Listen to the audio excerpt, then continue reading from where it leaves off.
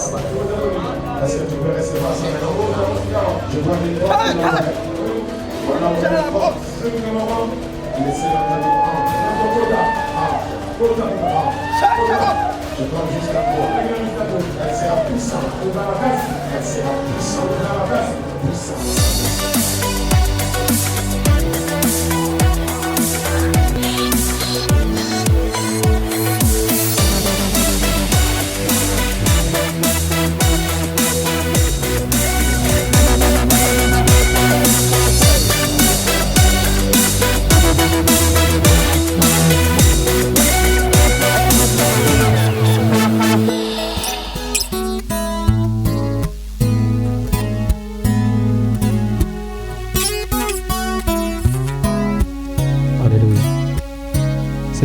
T'approcher encore ce soir.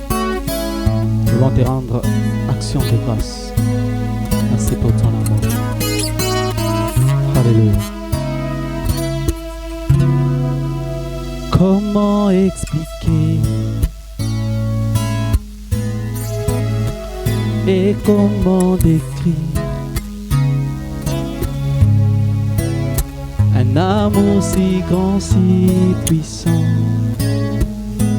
que rien ne peut les contenir. Tu sais mes espoirs, Seigneur, tu sais mes craintes, et mes mots sont bien trop petits pour dire tout l'amour que j'ai pour toi. Alors entends mon cœur, mon esprit qui te loue. Entends les chants d'amour d'un enfant racheté. Je prendrai mes faibles mots pour te dire que Dieu merveilleux tu es. Je ne pourrai pas te dire combien je t'aime, alors entends mon cœur. Je ne pourrai pas te dire combien je t'aime, alors entends mon cœur. Tout comme la pluie, mes mots pouvaient couler. Même si j'avais l'éternité, je ne pourrais m'exprimer dans les battements de mon cœur. Même dans les battements de mon cœur. Alléluia, tu entendras. Tu entendras toujours. Merci pour la vie, Jésus. Merci pour la vie, pour la vérité, pour les chemins et pour le chemin. Oh, alors entends mon cœur. Alors entends mon cœur. Alléluia. Mon esprit qui t'aime. L'esprit qui t'éloue.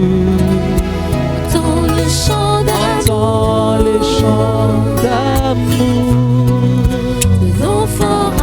d'un enfant racheté, je prendrai mes faibles mots pour te dire que Dieu merveilleux tu es.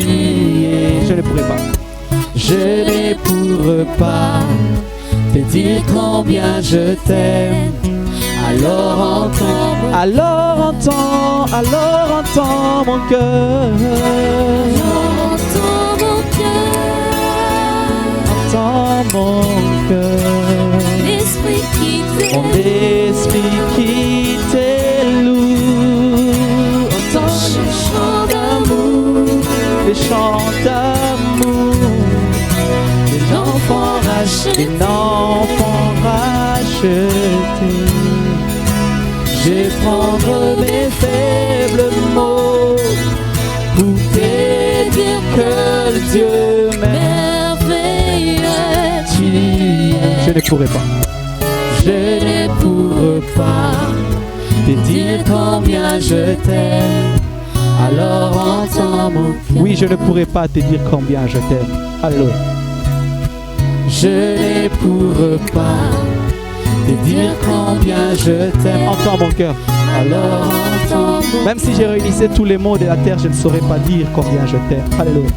Je ne pourrais pas te dire combien je t'aime. Jésus. Alors entends mon cœur. Même si je devenais les meilleurs francophones du monde, je ne saurais pas les dire, Seigneur. Je ne pourrais pas Alléluia. te dire combien je t'aime. Alors entends mon cœur. Oui, entends mon cœur s'exprime mieux que ma bouche, Seigneur. Je ne saurais pas. Je ne pourrais pas Jésus, te dire combien je t'aime. Alors entends mon cœur. sikiliza roho yangu Baba, roho wangu kuimbia, sikia neno la upendo ya mtoto uliyemkomboa.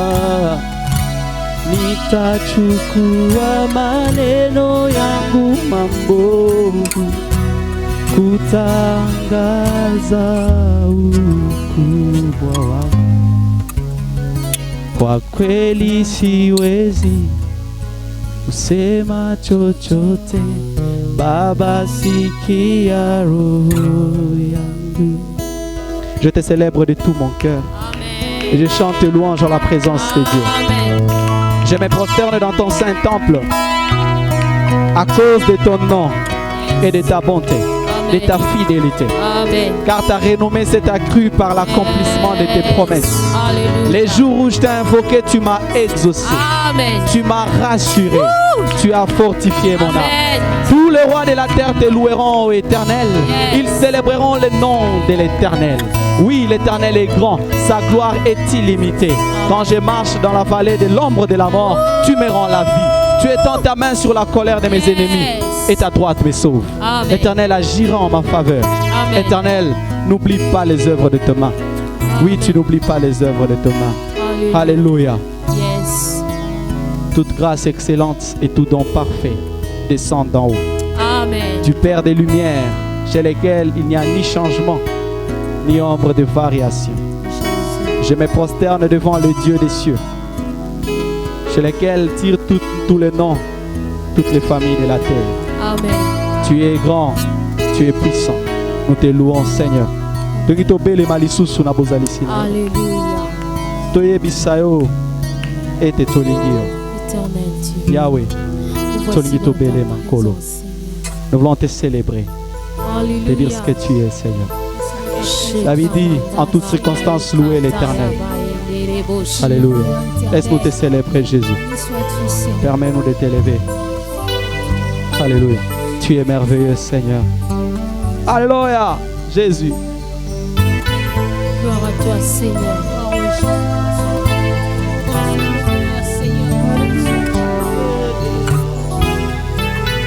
Jésus. Tobelemi pai na yo. Alléluia. Yahweh biso tobelemi pembeni na yo, tosupi mitema na biso, tolingi koloba nyonso osaleli biso. Yahweh Nzambe zuwa kembo, Yahweh bilaka na yo. Yahweh bilaka na yo ekokisamaka na baoyo batemo tema ya malamu yo salaka ya kitoko yo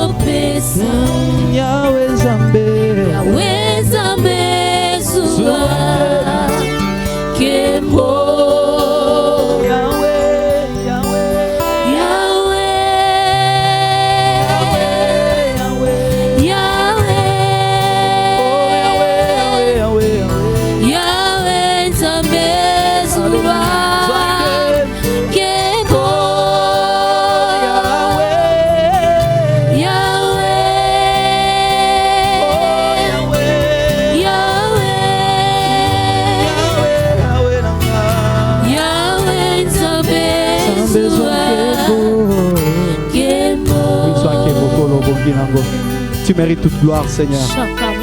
Tu contrôles les cieux et la terre. Il n'y a rien qui n'échappe à ton contrôle. Maître des cieux et maître de la terre. Créateur de l'univers. Tu es digne d'être célébré, digne d'être adoré. Alléluia. Yahweh bolingo na yo. Yahweh bolingo na yo. Eto dimoki. Sabiso mwana na yo. Bonako kufela biso. Kunana ekulusu. Oh Yahweh Nzambe. Yahweh Nzambe zuwa. Kemo. Totomboli maboko na biso. Totomboli maboko. Epana yo. Bonalo kumuna yo. Tosopi. Tosopi mitemana. Biso. Bosusulo kona yo. Bosusulo kona yo. Azalite. Azalite. Oh Yahweh Nzambe. Yahweh Nzambe Zwange.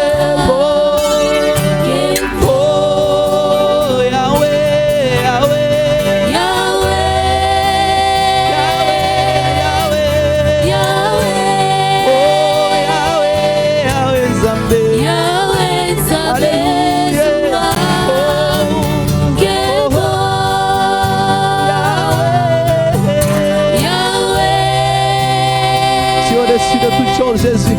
Yahweh, Yahweh, Yahweh, Yahweh, Yahweh. Yahweh, Nzambe, Nzambe Zwange. Alléluia. Au roi vit pour toujours. Alléluia. Et que Jésus, le Fils des temps, Jésus, Jésus, demeure la seule raison de nos louanges. Ensemble avec les anges, dans le merveille de racheter, chantons à l'unisson. Alléluia. Est-ce qu'on peut les faire tous ensemble? Au roi vit pour toujours. Au roi vit pour toujours, Jésus. Et que Jésus, le Fils de ton amour, demeure la seule raison, Seigneur. Demeure la seule raison. Oui, toi seul, Seigneur. De nos louanges. Ensemble avec les anges. Ensemble avec les anges. Dans le merveille. Dans le merveille de racheter. Nous chantons à l'unisson comme une personne. Chantons à l'unisson. Alléluia. Alléluia. Ô sainteté à ton nom. Saint, Saint, Saint, Saint, l'Éternel. Dieu des armées. Dieu des armées. Oh, tu es saint. Tu es saint. L'honneur et la gloire. L'honneur et la gloire. Et la gloire. Jésus t'appartient. À jamais. À jamais. Oh oui, tu es saint. Tu es saint.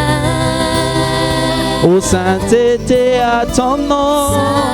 Saint, Saint, et l'Éternel. Tu es saint, Seigneur, tu es saint, tu es saint, tu es saint, Jésus. Dieu des armées.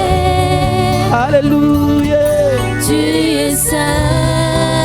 Oh, l'honneur et la gloire. L'honneur et la gloire t'appartiennent. À jamais. À jamais. Tu es saint, Seigneur, tu es saint. Alléluia. Tu es saint. Jésus, tu es saint. Nous voulons célébrer ta grandeur, ta sainteté. Tu es incomparable, Jésus. Sois béni. Tu es incomparable, Seigneur. Sois béni. Alléluia. Jésus, incomparable à toi. Alléluia.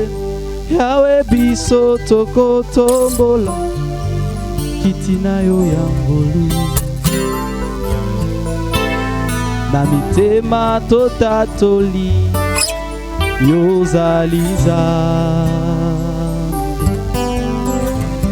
Maboko na likolo na loyembo oya basantu na bange toko yemba Alléluia Yahweh biso toko tobola kitina yo yangolu bongo na mitema na biso na mitema totatoli ozanzambe yozaliza maboko na likolo na loyembo oya basantu bange toko yeba Alléluia ô sainteté à ton nom saint éternel Dieu des armées oh oui tu es saint l'honneur et la gloire t'appartient oh à jamais tu es saint. Bien-aimé, je t'invite à acclamer la sainteté de l'Éternel. Alléluia. Oh. Cette sainteté qui est au-delà de l'imagination des hommes. Cette sainteté qui va au-delà de la compréhension des hommes. Oui, bien-aimé, c'est cette même sainteté qu'il nous a revêtus en Jésus-Christ, son Fils. Puisqu'il est dit dans sa parole, en Jésus, nous avons tout pleinement. Nous avons toute la divinité de Dieu. Elle est pleinement en Christ et nous l'avons reçue. Si Dieu est saint, nous le sommes aussi à cause de Jésus. C'est pourquoi nous t'adorons, Seigneur, nous t'acclamons. Oui, Père, ta parole est une vérité. Amen. Ta parole, elle est tranchante, plus que quelconque épée à double tranchant. Celle qui va jusqu'à pénétrer nos cœurs, à séparer l'esprit de l'âme, à séparer la moelle de la jointure et à juger les pensées de nos cœurs. Seigneur, nous voulons prier pour la parole de ce matin. Que ta parole soit une sémence qui va germer en nous, qui va produire des fruits. Que ta parole éternelle nous instruise et nous éclaire. J'aimerais entendre la voix de quelqu'un qui a soif d'écouter le Seigneur ce matin. Si tu as soif d'écouter Dieu, dis-lui, parle-lui. Dis-lui, Seigneur, dispose mon cœur à écouter ta parole. Dispose mon cœur à écouter cette sémence qui vient d'en haut. Dispose mon cœur, Seigneur, je veux t'écouter, je veux t'entendre. C'est ta parole qui nous rend la vie, c'est ta parole qui nous libère. Tu as dit, vous êtes purs à cause de la parole que je vous ai annoncée. Ta parole nous purifie, ta parole nous purifie, ta parole nous sanctifie, ta parole nous lave, Seigneur. C'est pourquoi nous te demandons, Saint-Esprit, remplis-nous, remplis-nous. Dispose-nous à écouter ta parole. Dispose-nous à écouter ta parole. À cause du sang de l'agneau. Est-ce que tu peux acclamer très fort pour les saints? Alléluia. Acclame pour Jésus. Jésus, Il est roi. Jésus, Il est Seigneur. Jésus. Il est Seigneur. Gloire à toi, Jésus. Gloire à toi, Seigneur.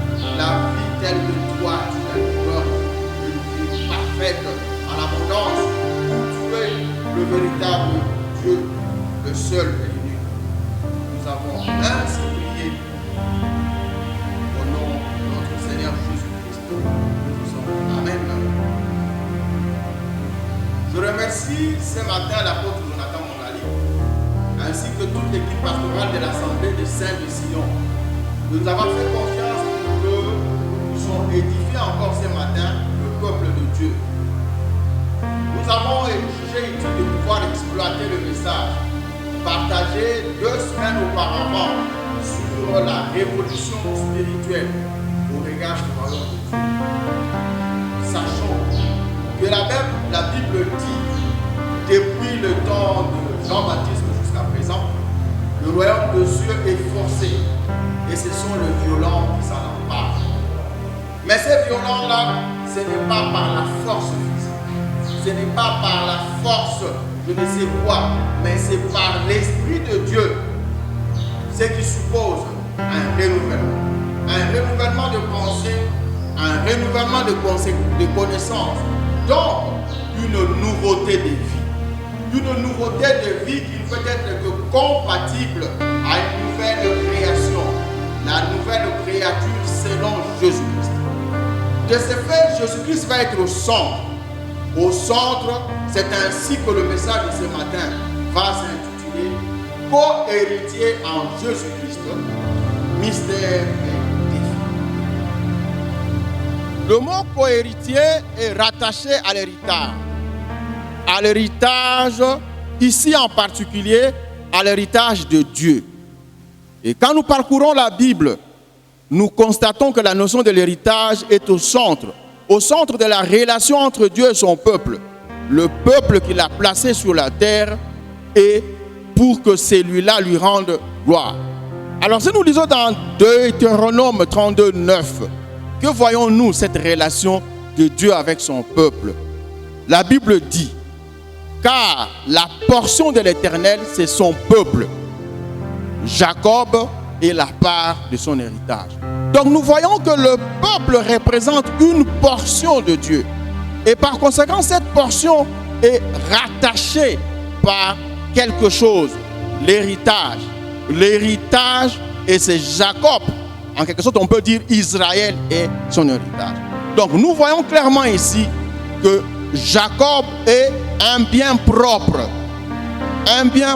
à Dieu, son appartenance. Cette appartenance qu'il faut à tout prix garder.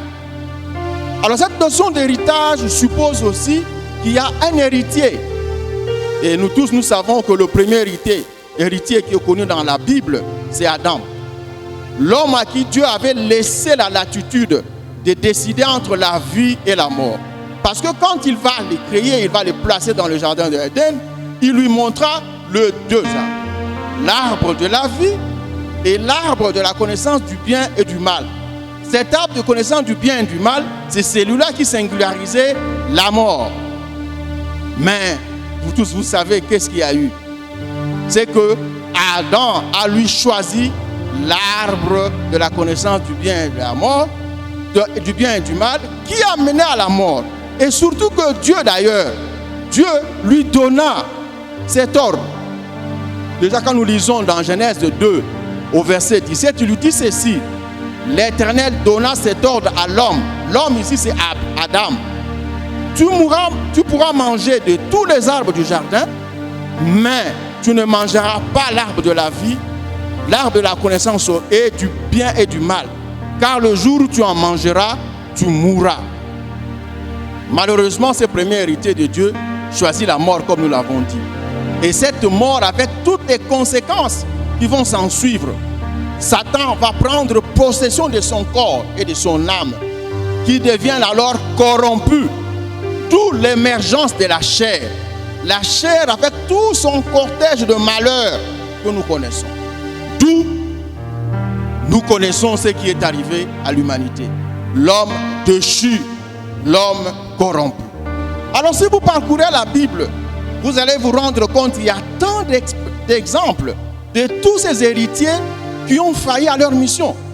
Et si nous prenons par exemple Salomon, qui lui descend de David, Salomon va malheureusement faillir dans sa mission, de telle sorte que le royaume d'Israël va être scindé en deux.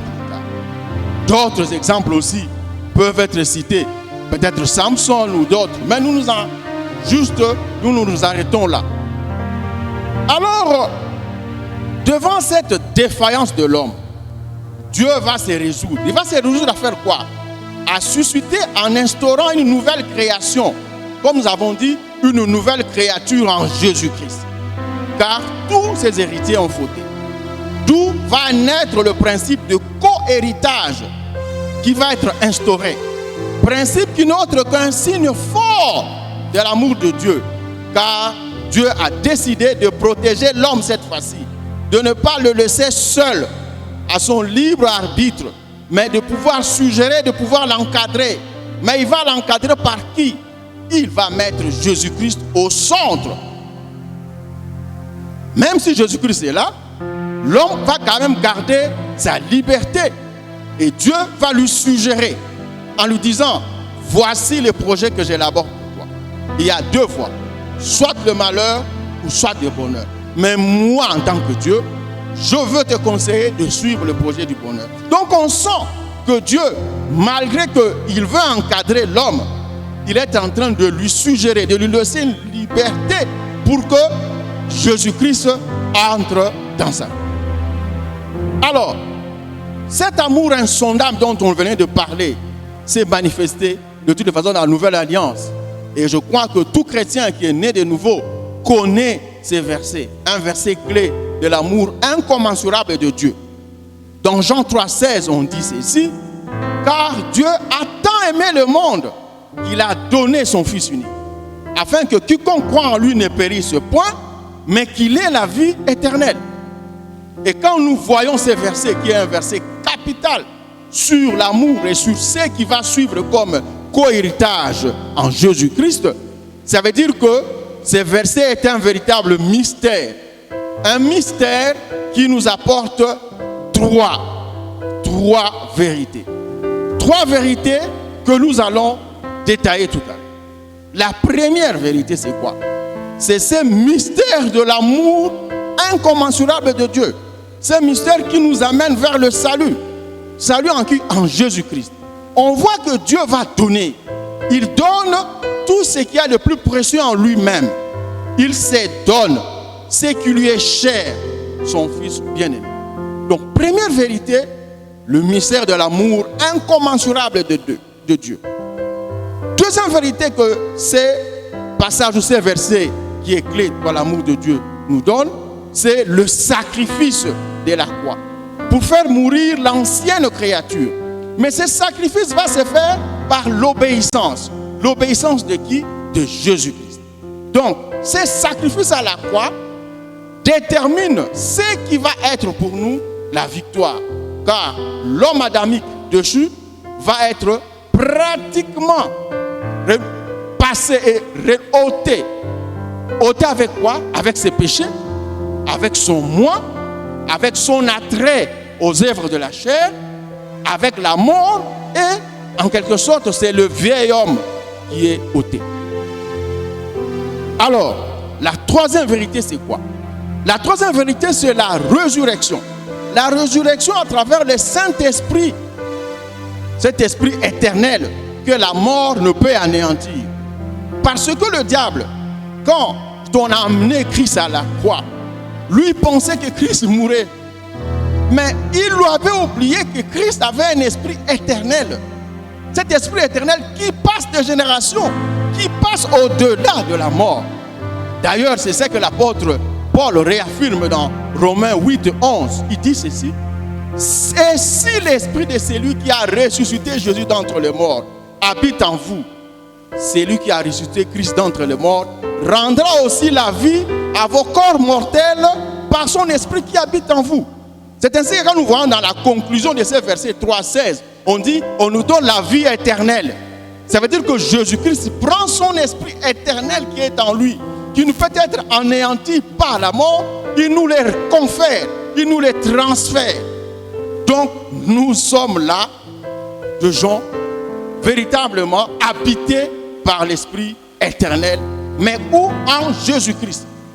Donc la nécessité de ces co-héritages. D'ailleurs, plus loin, quand Jésus-Christ va répondre à Marthe, Marthe s'est plaint parce que Jésus-Christ n'était pas là quand son frère Lazare est mort. Lazare est déjà enterré, enseveli depuis 4 jours. Et il dit à Jésus-Christ: mais si tu étais là, mon frère vivrait. Jésus-Christ va lui répondre. Jean 11, 25 lui dit: je suis la résurrection et la vie. Celui qui croit en moi vivra, même quand il serait mort. Ça veut dire que Christ va au-delà de la mort. Parce que son esprit à lui, c'est un esprit éternel qui dépasse la mort, qui va au-delà. Donc, ces trois versets, donc vérité que nous venons de voir. La vérité sur l'amour incommensurable de Dieu. La vérité sur les sacrifices suprêmes à travers l'obéissance de Christ. La vérité sur la résurrection avec tout ce qu'il y a comme gain. Tout cela n'est d'autre que la vie en Jésus-Christ.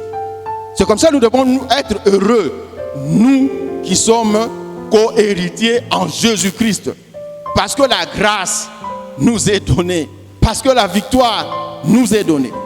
Alors après cette introduction, vous venez de voir l'intérêt que nous avons à être co-héritiers en Jésus-Christ. Nous allons répondre aux deux questions que nous nous sommes posées. Parce que la première question que nous avons posée, est-ce le fait d'avoir le co-héritage en Christ est un mystère? Nous allons d'abord répondre à ces questions, à cette question de mystère. L'apôtre Paul va répondre aux Éphésiens. Si on lit Éphésiens 3, 46, donc 3, de 4 à 6, pardon, Éphésiens 3, de 4 à 6, voici ce que la Bible dit. Il dit ceci: en le lisant, vous pouvez vous représenter l'intelligence que j'ai du mystère de Christ. Il n'a pas été manifesté aux fils des hommes dans les autres générations, comme il a été révélé maintenant par l'Esprit aux saints prophètes et apôtres de Christ. Ce mystère, c'est que les païens sont co-héritiers, formant un même corps et participant à la même promesse en Jésus-Christ par l'évangile. Donc nous voyons là que l'apôtre Paul met l'accent pour dire les païens, donc les peuples, le peuple autre que le peuple d'Israël, ont été greffés dans l'arbre principal. Et maintenant, ils partagent avec ceux qui avaient la promesse, ils partagent la vie. Et c'est là maintenant où Paul dit, ça n'a pas été révélé avant, mais Dieu lui a fait, alléluia, cette grâce de lui révéler cela pour dire, ceux-là aussi qu'on a greffés sont co-héritiers de Christ avec la même position, avec les mêmes arts ou les mêmes avantages que le peuple qui avait la promesse de Dieu. Alors, vous allez voir qu'à la fin de ces versets, on dit qui participent à la même promesse en Jésus-Christ par l'évangile. Par l'évangile. L'évangile. Mais alors, nous qui prêchons l'évangile, qu'est-ce que cet évangile dit au verset 8 et 11, quand nous suivons toujours dans Éphésiens 3. Éphésiens 3, au verset 8 et 11, voici ce qu'il dit. À moi, qui suis le moindre de tous les saints, cette grâce a été accordée d'annoncer aux païens les richesses incompréhensibles de Christ et de mettre en lumière quelle est la dispensation du mystère caché de tout temps en Dieu qui a créé toutes choses afin que les dominations et les autorités dans le lieu céleste connaissent aujourd'hui par l'Église la sagesse infiniment variée de Dieu selon le dessein éternel qu'il a mis à exécution par Jésus-Christ notre Seigneur. Donc on y voit l'importance que Dieu accorde à cette notion de co-héritier, un véritable mystère. Donc là nous venons de voir le mystère, c'est que Dieu avait caché et qu'il a révélé à Paul pour dire, dites, quand nous disons que afin que tous ceux qui ont cru en Jésus-Christ aient la vie éternelle, qu'ils sachent que ceux qui prennent l'attitude au regard de ces versets sont entrés dans le mystère de Dieu. Et Dieu a pu lui-même nous amener dans la connaissance parfaite de sa parole. La deuxième question que nous avons dit dans le thème, c'est les défis. Ça veut dire que comme c'est un mystère, mais ce mystère doit et s'accompagne des défis. Et quand nous lisons les Romains 8, 16, 17, Romains 8, de 16 à 17, nous allons nous rendre compte qu'il y a 3 défis. 3 défis qui sont rattachés à ces mystères. Le premier défi, c'est la position en Dieu. La position en Dieu.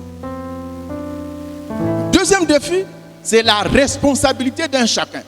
Ça veut dire que Dieu nous met en position avec lui, mais il veut aussi que nous-mêmes, nous ayons une responsabilité dans ces mystères. Et le troisième défi, c'est la jouissance qui est rattachée à ces richesses incommensurables que Dieu nous donne. Ça veut dire qu'il dit, je vous donne une place, une position, mais cette place-là apporte des richesses. Mais pour que vous puissiez jouir de ces richesses, il y a une responsabilité de votre part. Vous devez vous agir aussi. Alors donc, si nous lisons ce que les Écritures disent dans Romains 8, du verset 16 à 17, il dit ceci. L'Esprit lui-même rend témoignage à notre esprit que nous sommes enfants de Dieu. Donc là, nous voyons 2 esprits. L'Esprit avec grand E, qui veut dire l'Esprit éternel ou l'Esprit Saint, qui rend témoignage à notre esprit, à nous, l'Esprit petit E, que nous sommes enfants de Dieu. Or, tout à l'heure, quand nous lisons dans Jean 3, 16, on nous dit, nous sommes enfants de Dieu. Donc, l'Esprit rend témoignage. Le verset 17 dit ceci. Or, si nous sommes enfants de Dieu, nous sommes aussi héritiers. Donc, ça veut dire que nous bénéficions des richesses de Dieu. Mais Dieu ne s'arrête pas là. Il dit, si je laisse simplement qu'ils sont simplement héritiers de Dieu, ça veut dire qu'ils risquent encore de refaire ce qu'Adam avait fait.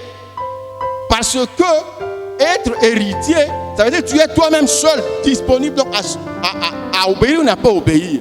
C'est comme ça qu'il ajoute dans ces versets, vous allez dire, et co-héritier de Christ. Ça veut dire que ton héritage en Dieu est rattaché à la vie de Jésus-Christ.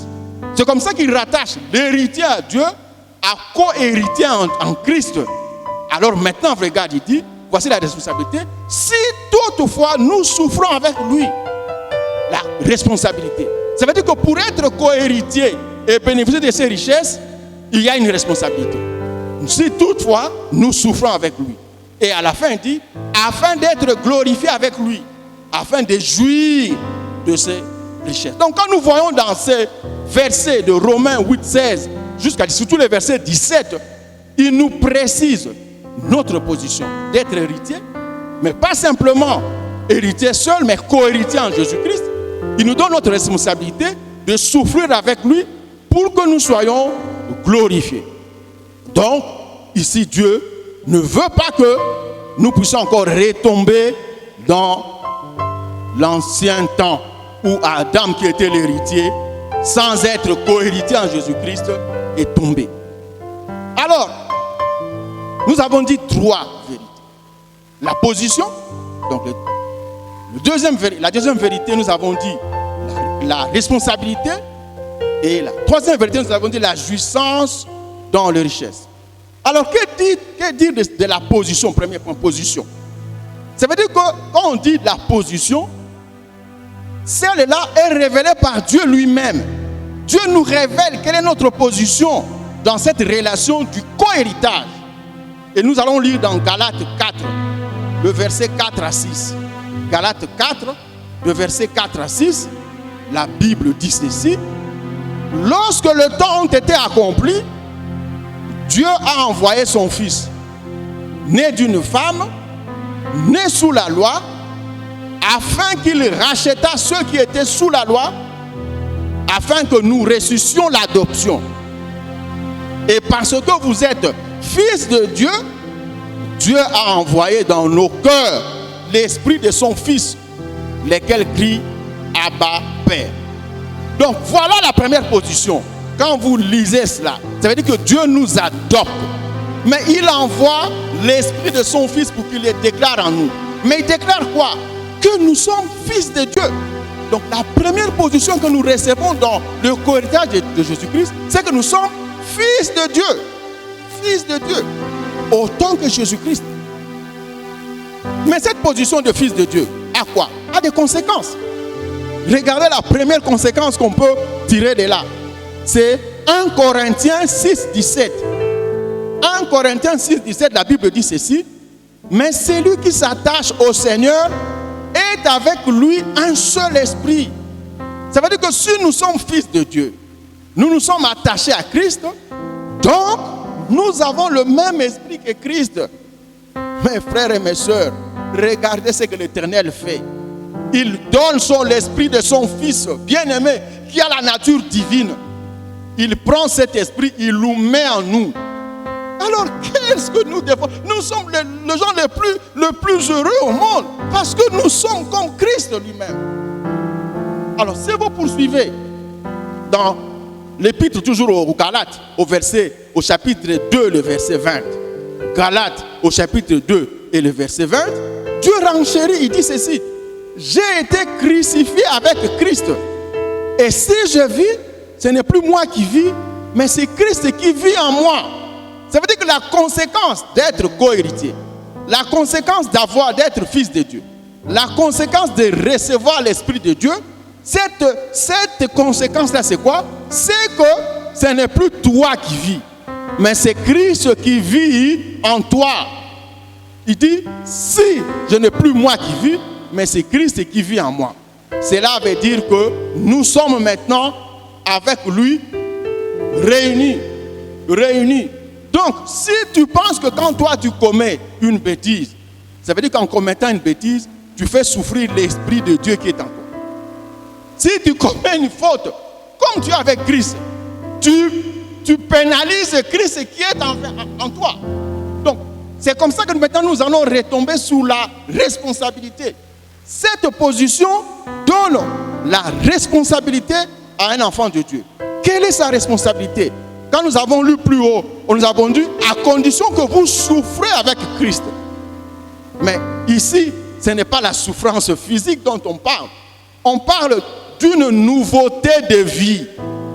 D'une nouveauté de vie. Ici, c'est une nouveauté de vie. Alors nous allons lire dans Romains 6, 4. Romains 6, 4, on dit ceci clairement.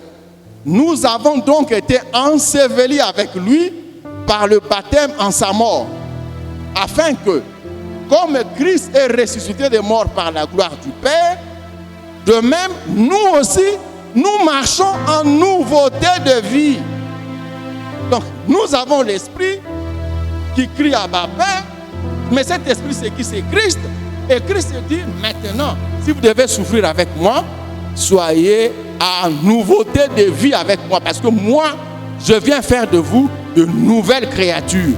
Des créatures qui ont été restaurées, mais qui en plus ont reçu Jésus-Christ. Parce que c'est Christ qui vit en nous. La position que Christ nous donne, que Dieu nous donne en Jésus-Christ, donc, c'est que cette position appelle à une responsabilité. Et nous l'avons vu tout à l'heure dans Romains 6, où nous avons dit que la responsabilité nous amenait à une nouveauté de vie, à pouvoir marcher dans une nouveauté de vie. Cela veut dire quoi? Et c'est ça que l'apôtre Paul nous prévient dans Romains 8, 12. Il dit ceci. Ainsi donc, frères, nous ne sommes plus redevables à la chair pour vivre selon la chair. Donc celui qui a une position en Jésus-Christ, qu'il veut souffrir avec lui, doit comprendre que sa responsabilité réside à faire quoi? À fuir les œuvres de la chair, à ne plus être redevable à la chair et de ne plus vivre selon cette chair. Donc là, c'était la deuxième vérité, le deuxième message que nous retenions de cette notion de co-héritage avec Christ. Alors, la troisième vérité, le troisième mystère, comme nous avons dit, c'est la jouissance de richesses en Jésus-Christ. Ce sont les richesses qui sont acquises lors de la résurrection. Donc, Christ, il faut le savoir que lors de la résurrection, nous avons acquis énormément de richesses. Et la première richesse que nous avons acquise, c'est la connaissance de Dieu. Quand vous regardez, la connaissance de Dieu est une des premières richesses que les chrétiens reçoivent quand il est ressuscité avec Christ. Et ça, nous allons lire dans Hébreux 8, 11. Hébreux 8, 11 dit ceci. aucun n'enseignera plus son concitoyen, ni aucun son frère, en disant « Connais le Seigneur », car tous me connaîtront, depuis le plus petit jusqu'au plus grand d'entre eux. Ça veut dire qu'en ressuscitant avec lui, nous connaissons Christ. Nous entrons dans la connaissance même de Dieu. Dieu dit non, vous n'avez plus besoin d'une personne pour vous enseigner. Moi-même, je passe. Et à travers ce que je mis comme esprit, je vais vous dire qui je suis. Alors maintenant, quand on va voir quelles sont les connaissances dont Dieu dit que nous avons acquises lors de la résurrection, il y en a essentiellement 5. La première connaissance que nous avons acquise, c'est la Trinité de Dieu. Grâce à la résurrection, nous savons qu'aujourd'hui, Dieu est trinitaire. Dieu le Père, Dieu le Fils et le Saint-Esprit. La deuxième chose que nous connaissons quand nous avons acquis cette résurrection, c'est la vie éternelle. Parce que vous avez vu dans la notion de 3 Jean 16, on nous dit afin qu'ils aient la vie et la vie éternelle. Troisième élément que nous recevons, c'est la nature. Donc nous connaissons la nature divine. Qui est Dieu? Donc ça nous permet non pas simplement de connaître la vie éternelle, mais de connaître aussi la nature divine.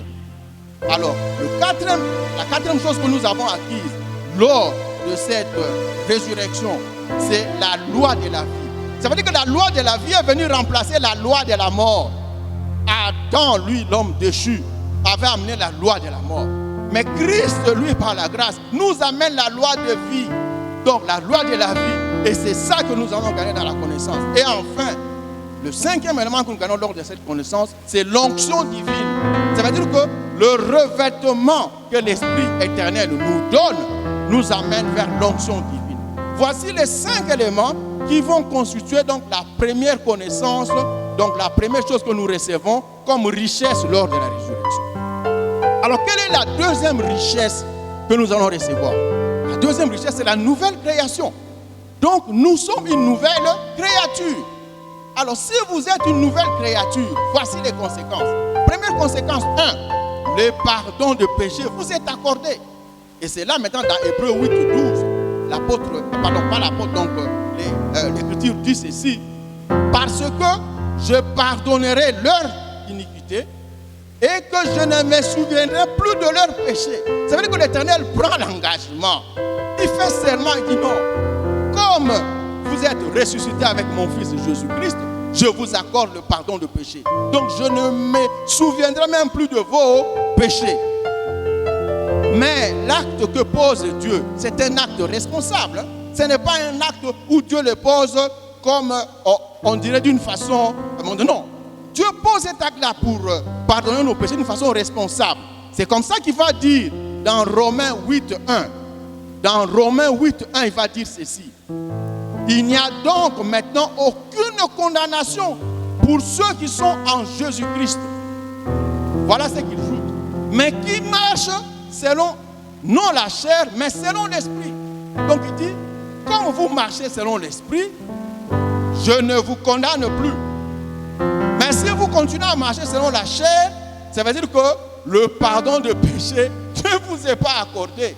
Donc, deuxième richesse que nous venons de voir là, c'est acquérir donc la nouvelle créature. Là-dedans, vous avez le pardon de péché. Et alors, il va ajouter encore dans 2 Corinthiens 5, 17. Il ajoute dans 2 Corinthiens 5, 17 ceci. Si quelqu'un est en Christ, il est une nouvelle créature. Les choses anciennes sont passées. Voici, toutes choses sont devenues nouvelles. Amen. Donc on voit que l'Éternel, notre Dieu, nous donne cette richesse-là par la résurrection qui est devenir une nouvelle créature. Quelqu'un à qui tous les péchés ont été pardonnés et pour qui Dieu ne se souvient plus de ses iniquités.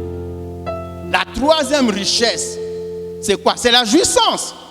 Nous devons jouir.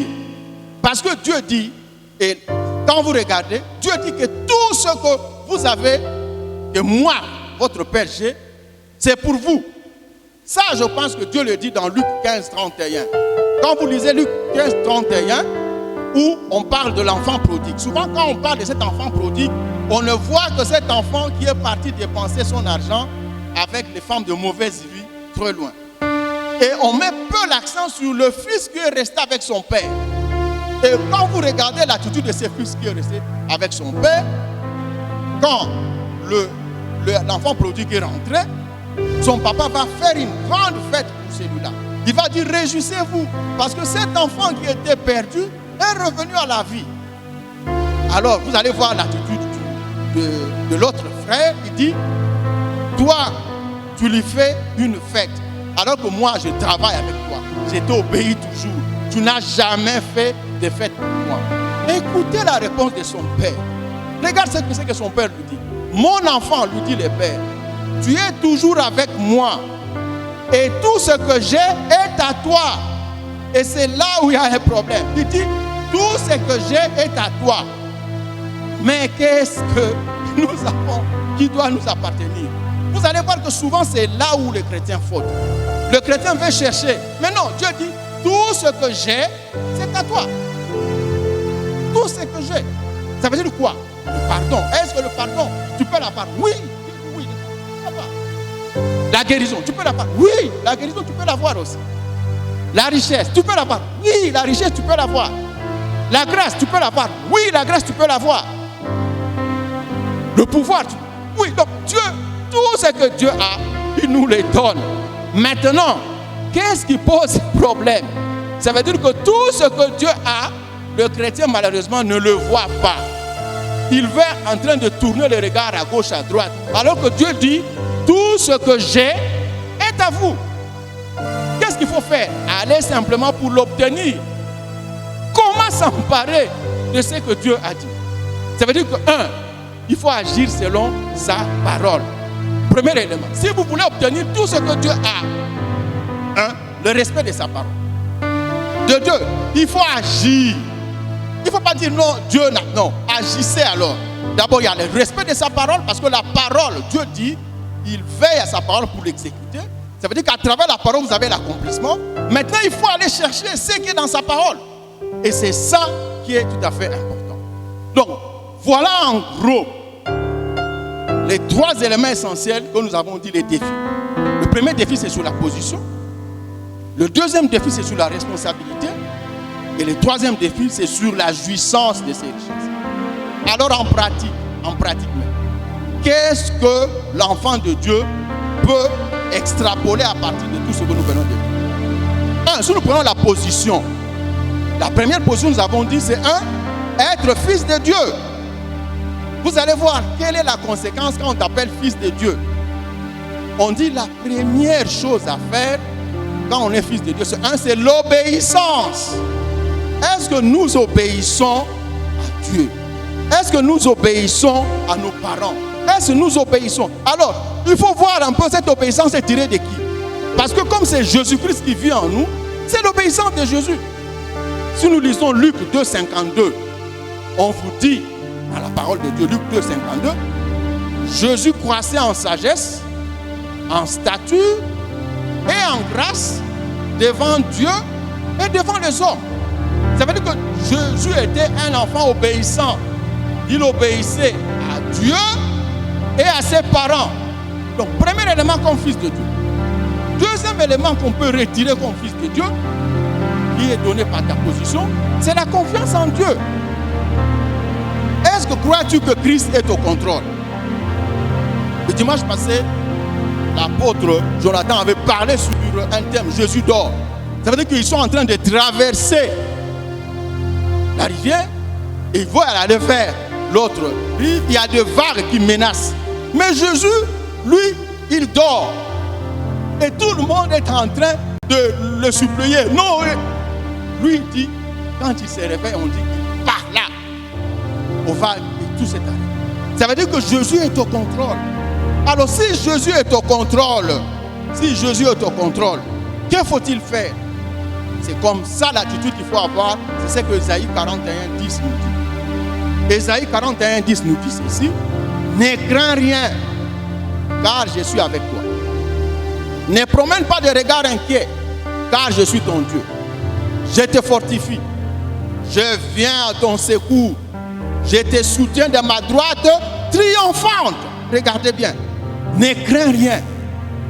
Ok? Ne promène pas des regards inquiets. Je suis ton Dieu. Je te fortifie. Je viens à ton secours.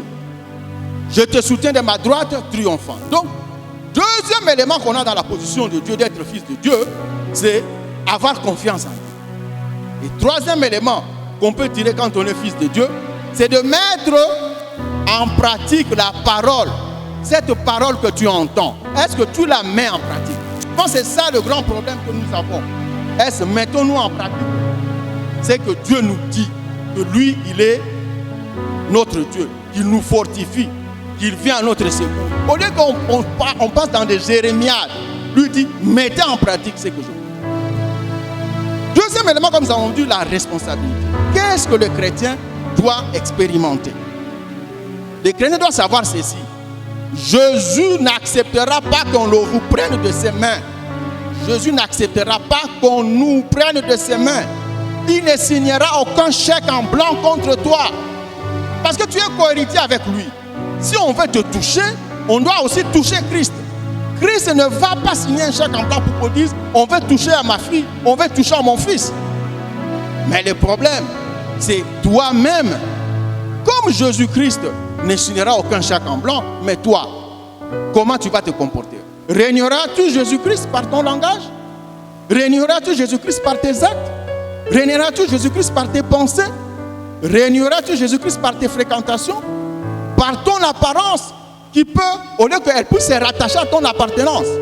Donc nous allons voir que tous ces éléments-là peuvent faire que Jésus-Christ soit un peu,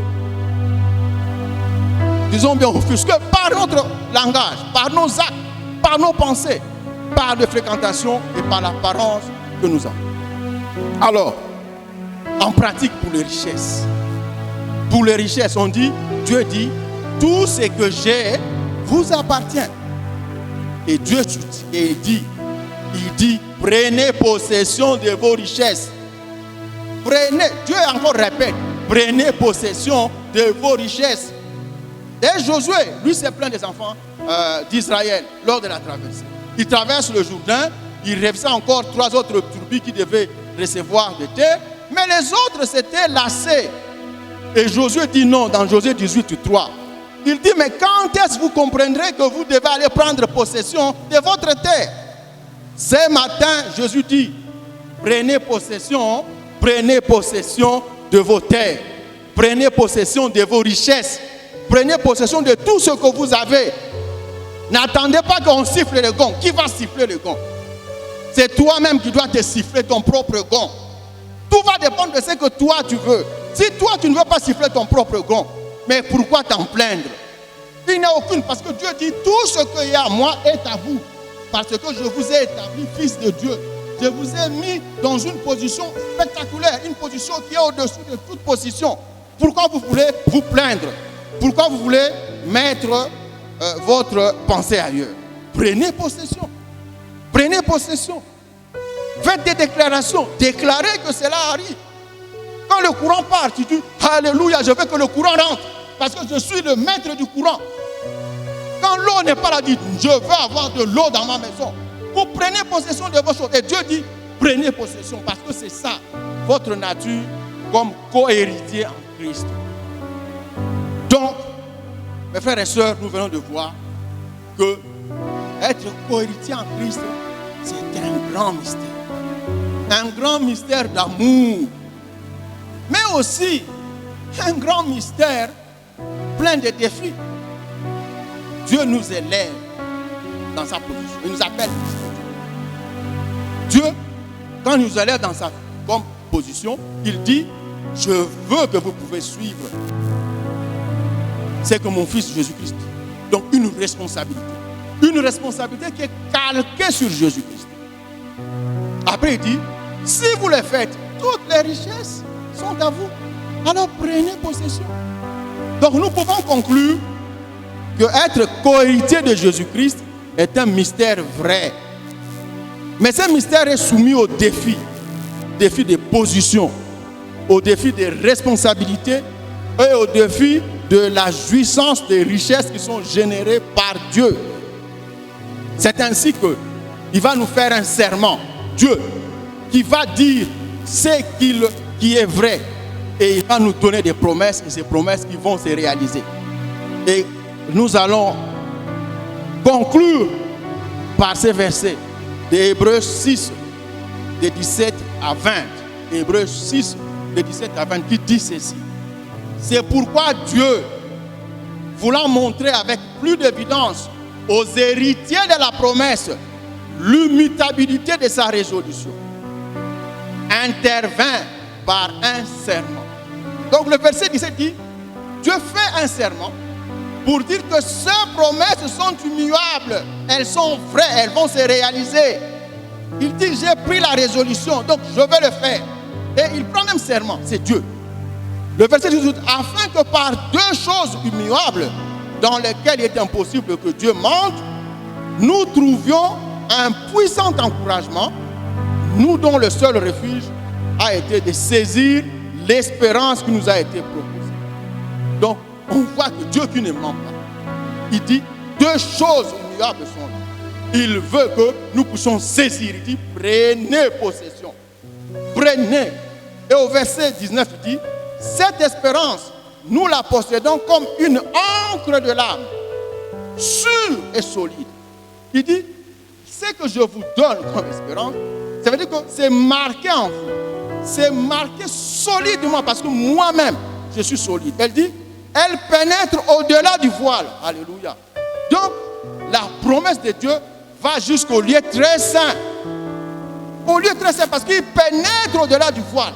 Il pénètre là où il y a les socles même de toute la vie élevés en Christ. Ça veut dire que nous allons voir l'arche. Nous allons avoir la manne cachée. Nous allons avoir le sceptre, donc la verge donc d'Aaron qui a généré. Nous allons avoir la parole, la loi qui est là-dedans. Il dit, cette espérance traverse ces voiles. Alors il dit, pourquoi cette espérance traverse avec Jésus-Christ? Là où Jésus-Christ est entré par nous comme précurseur. Il dit, là où Jésus-Christ est entré par nous comme précurseur, ayant été fait souverain sacrificateur pour toujours. Alors il ajoute, selon l'ordre de qui? De Melchisédek. Donc on voit l'importance que Dieu donne à ça. Et Dieu dit, si vous êtes cohéritier, sachez que vous n'êtes plus à même de commettre l'erreur du premier héritier. Mais en plus, je vous ai joint à Christ pour que Christ vous donne quoi? Une position. Et cette position d'enfant de Dieu, de fils de Dieu, demande qu'il y ait des choses à faire. L'obéissance, la reconnaissance ou la mise en confiance en Dieu et la position. Mais il dit que cet acte que Christ a fait n'est pas dénoué d'une responsabilité. Ne soyez plus redevables à la chair, mais restez, vivez dans l'esprit. Parce que je vous ai donné un esprit éternel. Cet esprit-là, que la mort ne peut anéantir. Que la mort ne peut anéantir. Et enfin, il dit, si vous le faites, mais regardez, je vous ai donné tout. Parce que je suis un Père aimant. Et j'aime même au-delà de ce que vous pouvez penser. Tout ce qui est à moi est à vous. Alors, possédez, allez chercher vos biens, cherchez vos richesses, cherchez votre guérison, cherchez votre pardon, cherchez votre emploi, cherchez. Mais on cherche, c'est simplement celui qui cherche et qui trouve. Parce que tout est devant vous. Il dit cherchez et prenez. Maintenant vous allez agir par votre main pour prendre ce qu'il faut prendre. Il dit en plus, faites des déclarations. Parce que moi, votre Dieu, je fais un serment. Mon serment n'est pas comme les hommes qui mentent. Parce que je suis le Dieu qui est au-dessus de tout. Si je fais un serment, ça veut dire que je suis convaincu que cela va se faire. Et tout ce que je dis est vrai et réalisable.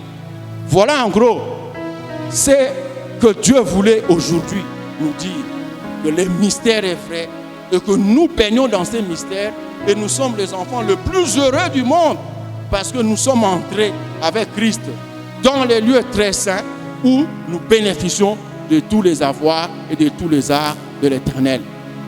Que l'Éternel bénisse sa parole. Amen.